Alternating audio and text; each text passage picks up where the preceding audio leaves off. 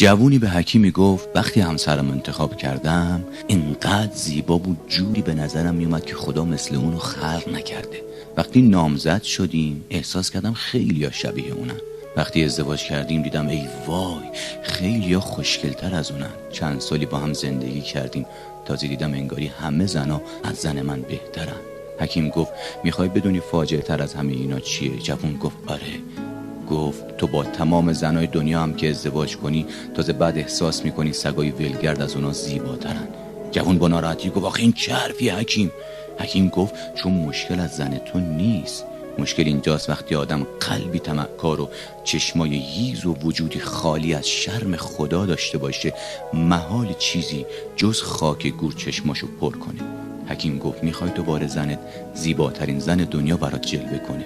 جوون گفت آره. حکیم گفت پس مراقب چشمات و نگاهت باش.